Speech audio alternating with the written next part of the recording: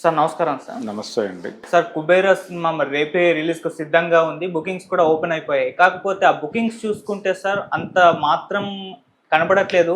నార్మల్‌గా కూడా అసలు చెన్నైలోను, హైదరాబాద్‌లోను ఏమాత్రం కూడా బుకింగ్స్ అవ్వట్లేదనే ఒక వీడియోలు కూడా వైరల్ అయిపోతున్నాయి సార్. అంటే ప్రేక్షకులు కూడా ఈ సినిమాని థియేటర్‌కెళ్ళి చూద్దామా అన్న అభిప్రాయంలో ఉన్నారని చెప్పేసి కూడా చెప్తున్నారు.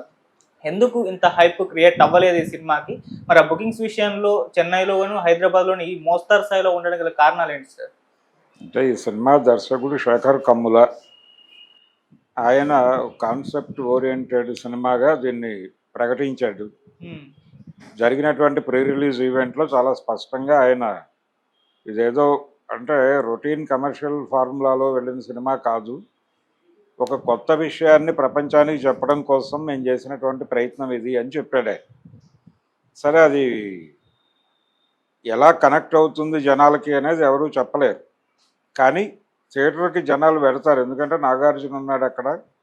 అలాగే ధనుష్ ఉన్నాడు కాబట్టి పెద్ద అంటే ఇదేదో ఒక సెన్సేషనల్ కమర్షియల్ సినిమా అయి ఉంటే దాని ధోరణి వేరుగా ఉండేది. ఓకే. ఒక బజ్ క్రియేట్ అవ్వటము ఈ కమర్షియల్ మీటర్‌లో లేదది. ఈ కమర్షియల్ మీటర్‌లోకి వెడితే బానే ఉంటుంది కానీ ఇలాంటి సినిమాలకి ఓపెనింగ్స్ డల్‌గానే ఉంటాయి. అంటే ఎనీ శేఖర్ కమ్ముల సినిమా అతను అంటే గతంలో 'ఆనంద్' అనేటువంటి సినిమా ఒకటి చేశాడు ఆయన. ఆయనకి ఆయనకి ఇమేజ్ తీసుకొచ్చిన సినిమా అది. ఓకే. అది 'శంకర్ దాదా ఎంబీబీఎస్' సినిమాతో పాటు రిలీజ్ అయింది. రిలీజ్ అయినప్పుడు జనరల్‌గా ఆ సినిమాకి బజ్ ఉంది. 'శంకర్ దాదా ఎంబీబీఎస్‌కి బజ్ ఉంది. జనాలందరూ అక్కడ ఉన్నారు. ఈ సినిమా రిలీజ్ అయింది. నెమ్మదిగా టాక్ స్ప్రెడ్ అయింది. రెండూ పెద్ద హిట్ అయినాయి. ఆ సినిమా కమర్షియల్‌గా పెద్ద వేవ్ క్రియేట్ చేసింది. ఈ సినిమా చిన్న సినిమాల్లో పెద్ద సినిమాగా నిలబడటం మాత్రమే కాదు, నిర్మాతలకు ఎక్కువ లాభాలు తెచ్చినటువంటి సినిమా కంపారిటివ్గా దాంతో పోలిస్తే నిర్మాతలకు ఎక్కువ లాభాలు తెచ్చిన సినిమాగా నిలబడింది. దానికి బజ్ లేదు. అలాగే ఆయన చేసిన ఏ సినిమాకి ప్రారంభంలో ఒక మూడ్ క్రియేట్ చేసి ఒక బజ్ క్రియేట్ చేసి దాని మీద గేమ్ నడిపిన సినిమాలు ఏవీ లేవు శేఖర్ కమ్ముల చరిత్రలో. లీడర్ సినిమాకి కొంత బజ్ క్రియేట్ అయింది. రామానాయుడు గారు మనవడు ఎంట్రీ ఇస్తున్నాడు ఈ సినిమా ద్వారా, ఏదో రాజకీయాలు ఆ ఏరియాలో కథ నడుస్తోంది అనే దాని మీద కొంత స్పెక్యులేషన్ నడిచి జనాలు వెళ్ళారు. కానీ అది రన్ నడవలేదు. సినిమా భారీగా రన్ రాలేదు. దాని మీద చాలా విమర్శలు రకరకాల పద్ధతుల్లో నడిచినాయి. అందుకని బజ్ క్రియేట్ అవటం అనేది చాలా తక్కువ సందర్భాల్లోనే జరిగింది. బజ్ క్రియేట్ అయిన సినిమాలో ఆయనకి పెద్ద లాభాలు తీసుకొచ్చిన పరిస్థితి కనిపించదు. ఇప్పుడు 'హ్యాపీ డేస్' అనే సినిమా బజ్ లేకుండానే రిలీజ్ అయ్యి చాలా భారీ విజయం సాధించింది. దాని మీద ఏర్పడినటువంటి క్రేజ్తో ఆయన ఇంకో సినిమా చేశాడు, యూత్ ఓరియంటెడ్ సినిమాని. 'హ్యాపీ డేస్'తో కంపేర్ చేస్తూ జనాలు ఆ సినిమాకి వెళ్ళారు. అమల గారు కూడా నటించారు ఆ సినిమాలో. కానీ అది 'లైఫ్ ఈజ్ బ్యూటిఫుల్' ఆ సినిమా పెద్దగా అక్కడ బాక్స్ ఆఫీస్ దగ్గర క్రియేట్ చేసింది ఏమీ లేదు. అలాగే నయనతారతో ఆయన ఒక ప్రయోగం చేశాడు, ఒక రీమేక్ సినిమా. దాన్ని ఆయన చాలా ఎక్స్పెక్ట్ చేశాడు ఆ సినిమా. అది కూడా ఆయనకి మిగిల్చింది ఏమీ లేదు. ఎటువంటి బజ్ క్రియేట్ కాకుండా రిలీజ్ అయినటువంటి సినిమాల ద్వారా మాత్రమే శేఖర్ కమ్ముల హిస్టరీ క్రియేట్ చేశాడు ప్రతి సందర్భంలో. అది ఫిదా కూడా. ఫిదాకి కూడా ఏ మాత్రము ఏ రకమైనటువంటి ఎక్స్పెక్టేషన్స్ లేవు. సాయి పల్లవి కొంత బజ్ క్రియేట్ చేయగలిగింది ఆ సినిమా పాట ద్వారా. అలాగే ఆ సినిమాలో హీరోగా యాక్ట్ చేసినటువంటి వరుణ్ కూడా అప్పటికి ఆయన ఏదో థియేటర్లకి జనాలని పుల్ చేసేటువంటి కండిషన్లో ఉన్న హీరో కూడా కాదు.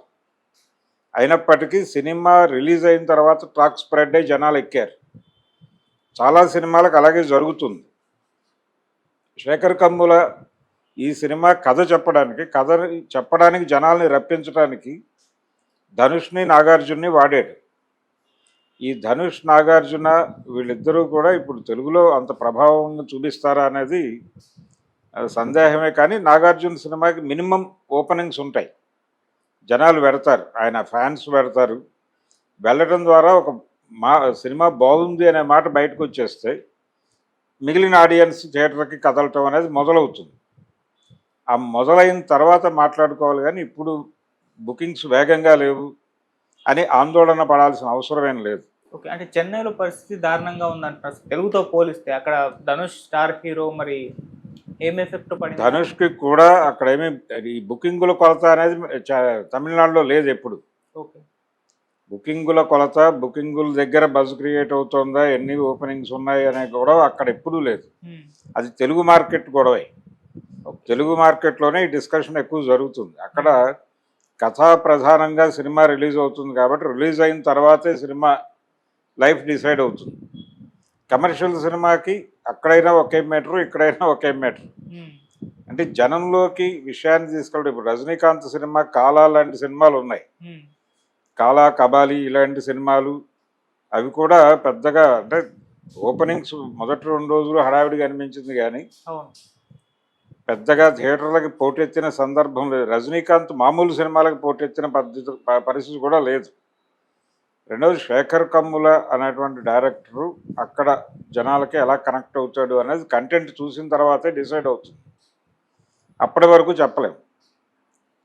అక్కడ కూడా ఇక్కడ నాగార్జున ఎలాగైతే థియేటర్లకి మొదటి రోజు జనాలని రప్పిస్తాడో అక్కడ ధనుష్ రప్పిస్తాడు. అక్కడే కాదు, హిందీ బెల్ట్లో కూడా అది ఒకవేళ ఆ మార్కెట్లో కూడా పంపు చేసే ప్రయత్నాల్లో ఉన్నారు వీళ్ళు. ఎక్కడైనా కానీ ధనుష్కి ఒక గుర్తింపు ఉంది. ఆ గుర్తింపు జనాల్ని మొదటి రోజు థియేటర్కి రప్పించగలదు, అంతవరకే. ఆ రప్పించిన జనాలు బయటికి వెళ్ళి పాజిటివ్గా మాట్లాడితే, పాజిటివ్గా రాస్తే మరికొంతమంది కదులుతారు. ఆ కదలిక కోసం వెయిట్ చేసే సినిమా ఇది కుబేరా అనేది. అందుకని వీళ్ళు బడ్జెట్ కూడా విశృంఖలంగా ఏమి వెళ్ళదు. ఎంత అవసరమో అంతే ఖర్చు పెట్టారు. ఓకే. ఏ పద్ధతిలో తీయాలో ఆ పద్ధతిలోనే తీశారు. పెద్దగా దానికి అన్ని ఏరియాల్లోనూ సేఫ్గా ఉండేలాగానే డిజైన్ చేసుకునే రంగంలోకి దిగారు.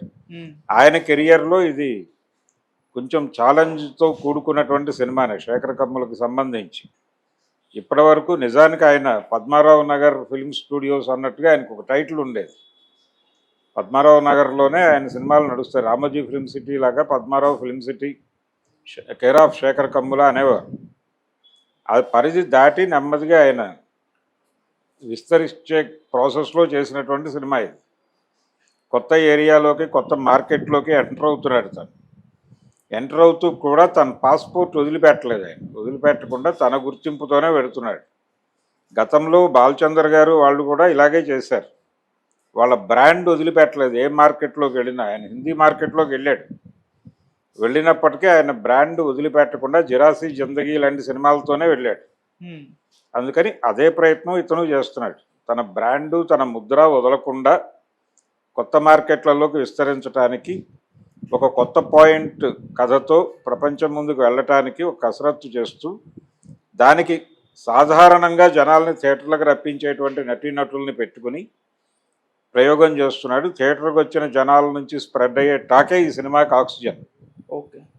అంతకు మించి దీనికి బజ్ క్రియేట్ అవ్వట్లేదు అని ఆందోళన పడాల్సిన అవసరం లేదు. బజ్ క్రియేట్ అవ్వటం అనేది ఆంధ్ర మార్కెట్ చర్చలు తప్ప, ఆంధ్ర ట్రేడ్ గైడ్ రాజకీయాలు తప్ప తమిళనాడుకు సంబంధం లేదు. అలాగే హిందీ మార్కెట్ కూడా సంబంధం లేదు.